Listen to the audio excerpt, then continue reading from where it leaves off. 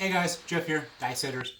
Was at Vegas last weekend, had a great time. Thanks for showing up, those people I sat there and talked to and got to watch them throw. And again, anytime you want to do that, just sit there and hook me up. It's Dice Setters on Facebook, dicesetters@gmail.com, or you can leave a comment at the end of the video, but everyone will know what you said. So either way you want to do it, that's fine with me. I was throwing on the table for the video for last week and failed miserably. And I'm like, why am I failing? I think my mechanics stay the same most of the time. Sometimes I do try to launch the dice into the satellite before they hit the table, so I get the dice going too high. And I looked at my dice, and I don't know if you can see that edge or not, but there's nicks in that edge. There's a nick there. There's a nick there. There's a nick there. And the edges aren't very sharp. So I opened up a new box of dice. You can almost see that there's a difference in the cutting edge of the dice. This is very sharp, where this is dull. So you say, well, what's the difference? As the dice are tumbling, if the edges are worn over, it makes it easier for it to tumble. If the edges are straighter, it makes it harder for it to tumble. That's the only difference. So we are going to sit there and see how we do. I'm going to try the 1, 2, 2, 1. And let's just see what these new dice can do for us. Especially if we're trying like for the all tall small or something to that effect. It's going to be a 9.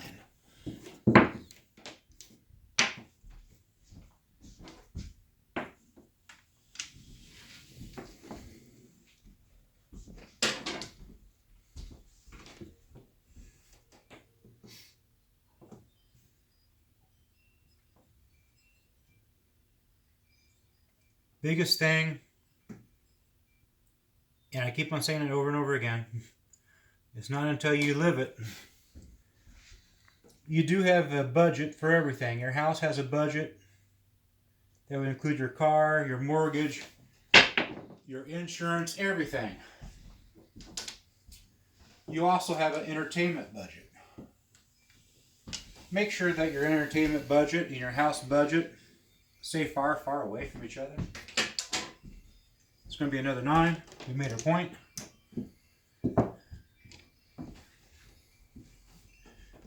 This is for fun. This is not, I need money. Let's see what we can do. Just because it worked one time for you doesn't mean it's going to sit there and work again for you. I'm all for using casino money. That's not a problem. That was a horrible landing. But we were off, so it didn't matter. It does matter if you're on your all tall small. You'd have lost it.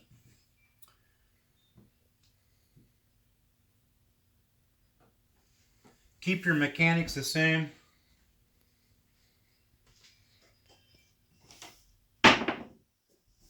Two.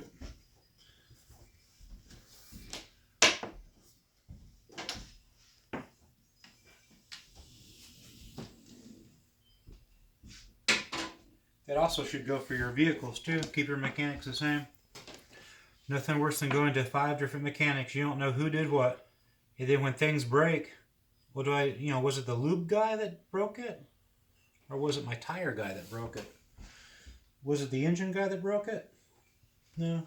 Just stick to one mechanic. You'll thank me later. It's going to be a 4. A hard 4.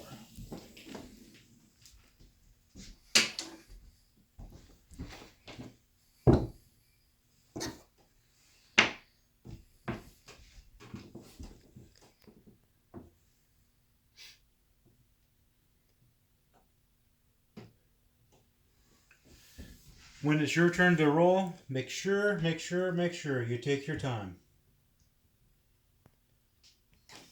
I don't mean be one of those guys that sits there and takes 10 minutes to roll. But just make sure your attention is there. it's your turn. Nothing says you gotta sit there and roll in a second after they give you the dice. There are people that take a lot of time to get ready. And the dealers are pretty patient most of the time, but if it's extraordinarily long, they will eventually say something. 6.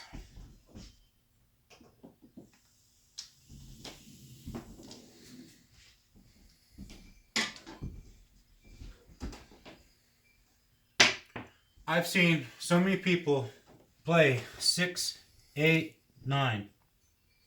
This happens all the time. Why don't you move that to here? Add one more here.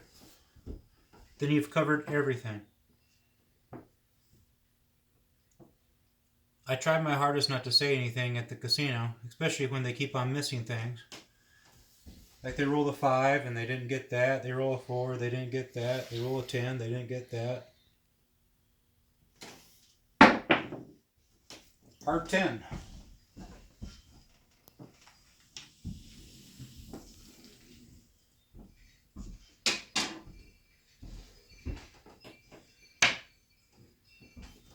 If you notice that you are rolling hard ways,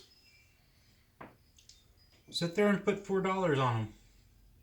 If you get it one time, parlay. Second time, put the money in your pocket. You're 11.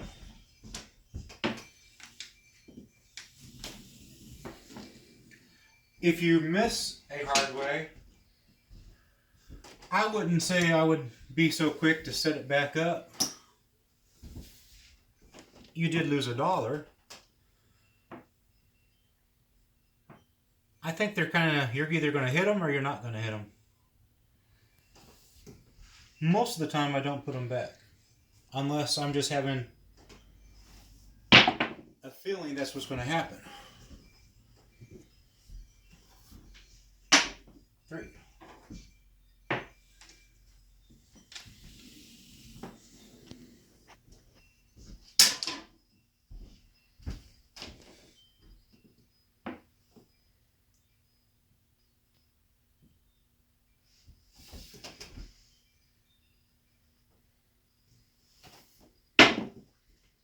Nine.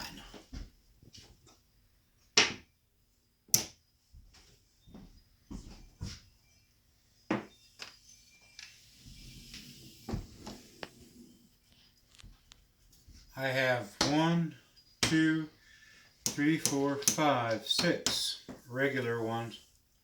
I have 1, 2, 3, 4 horns. With this dice set, you would be gaining money by putting $4 on the horn every single roll. Even if you didn't make it, you'd be making money for the times that you did make it. If you can find a dice set that will do that for you, more power to you. $4 in the horn every single turn. And there goes a 7.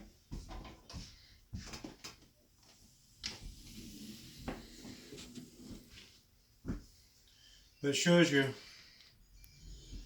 if your mechanics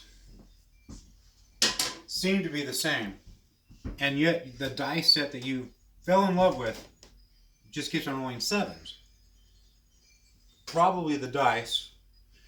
If it's not the dice, it has to be you're missing your hitting mark, or you're going over the top, or whatever your dice set might be. Let's say it's a 1-2 1-2, which is a crazy dice set, but say it's a 1-2 1-2, and you keep on rolling 7s. Just turn it down 1. Of course, that wouldn't work for this because it's just a hardware set. And try that and see if that doesn't keep your 7s from popping up. Or just sit there and change your landing zone. A landing zone change from here to here. Huge difference. I myself, I try to bounce it about right here. And the reason why is because it doesn't go up through here. It just boom, comes right back down. The times it gets me in trouble is when it hits through here and then it makes it spin, and it will start spinning through here. Kind of like what happened down there. But I try for the center, and I try about right there. And a lot of times it just pops up. But if you did it way back here, it's going to go higher.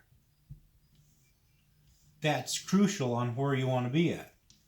I don't have a line down there, and if I really wanted to, I could sit there and put an outline of kind of where I am. But the reason why I don't is because when you're playing at the casino, they don't have a bullseye down there. You can ask them to put one down there for you, but I doubt they're going to put a bullseye down there. So, I don't know where this line's at, but I do know where this edge is at. And I want it, right through here is the magic spot. Once they go this way or that way, it's going to be a 7. I guarantee you. Because what used to be, one rotation, and then all of a sudden you start getting it this way, it's just, it's going to be a 7. I guarantee it's going to be a 7. Like, share, subscribe. If we reach 1,000 subscribers, I'll quit asking. But until then, I'll keep on asking. If you didn't like this video, I have 100 and I think 20 other ones. So pick one of those. You might find one you like. If you want to sit there and go craps in Phoenix, my Facebook is the closest one that you can sit there and see if you can get more people to go with you. In fact, I am going to Phoenix this month. I have it on my calendar. It's not this weekend, but I believe it's the next weekend. I'll let you know. But anyhow, that's the way it works. Sit there and put it on Facebook, especially for the Phoenix area. Because we do have casinos that will sit there and do craps. And I believe they're only 15. 15 is the minimum, so it's not really crazy. It's not like $25, but 15. Yeah, 15's up there, but it's not crazy. But use Facebook for that. Don't hesitate to use it. Use YouTube the way you use as much as you can. But in the comments, hey, I'll be here at Harrah's, whatever. I don't have a problem with that. It's a community. I want this to be a community. Last thing, I want to do a full thing about the casino. That's my biggest thing. How much do you tip? Who do you tip? Things like that, because nobody does that, but I do it. I sat there and I talked to the housekeepers. Not just the ones at Ellis Island, but other ones as well, because I do stay at other casinos as well. And my question was, how often do you get tipped? What's the average? There is no average because they don't get tipped, which is very, very sad. You probably wouldn't clean up after somebody, especially, with the pandemic and stuff like that. And yet we have housekeeping that does it all the time. And we leave a huge mess. Not me personally, but talking group-wise. And, we pay our thing when we get in there, and we never think about housekeeping ever again. Unless we find a dirty hair somewhere, or something's not clean to our liking. I sure wouldn't want that job. I am a germaphobe. I would not want that job. But more power to the people that do. Saying that, leave something for the housekeepers. Even if it's $1, it's $1 more than what they're giving, what they're getting now. They get paid minimum wage, which is basically $15. $15 to clean your room in 20 minutes, and so that it looks clean, so that we don't complain about how dirty it is. Yeah, they need $5, $10. If you had a good night, give them 100. But when you interview people and sit there and say, how often do you get tips? They say, we don't. And they probably got one of the nastiest jobs you could ever imagine. Again, I'm a germaphobe, not going there. Don't want to know. But tip. Tip when you need to be tipped. Tipping is good. There's times that you don't tip. I fully get that. There's times I don't tip. That's understandable. But for the people that need it, like housekeeping, tip them. $20, $5. Tell me what you think about in the comments. If you tip when you're at the hotel, let me know. And if you do tip, how much do you tip? That's all I'm saying. It could be a better world for all of us if we just cared just a hair more for everybody else. Have a good one, guys. Later.